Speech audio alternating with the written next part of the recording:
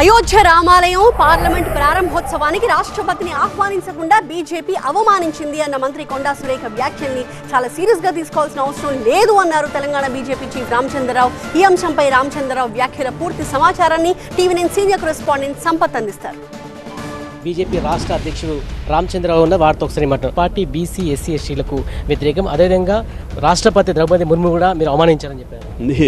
ఇక ఆమె ఎప్పుడు అవమానం చూసిందో తెలియదు, కానీ ఒకటి వారికి రాజకీయ పరిజ్ఞానం అంత ఉందని నేను అనుకోవట్లేదు. ఈ మాట మాట్లాడితే మీ ఎవరికి వ్యతిరేకం కాదు, అందరూ మా దగ్గర మా పార్టీలో మేము ఓబీసీ పిఎం ఉన్నాడు, మేము ఒక ఎస్టీని మేము ప్రెసిడెంట్ చేశాము, మేము ఒక ఎస్సీని గతంలో ప్రెసిడెంట్ చేసినాము. పార్లమెంటు భవనం తత రామాలయం ప్రారంభోత్సవ కార్యక్రమంలో ఆమెను ఎందుకు పిలవలేకపోయారు? ఆమె ఎస్టీ కాబట్టి అవమాన పరిచయం చెప్పి ఆమె ఈరోజు కామెంట్ చేశారు. అన్నీ ఆమె పిలవలేదు, పిలిచింది ఆమెకు ఎట్లా తెలుసండి?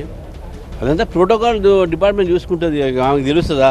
ఆమెకు చెప్పినా ఎవరైనా నన్ను పిలవలేదు ముర్ము గారు చెప్పారు ఆమెకి?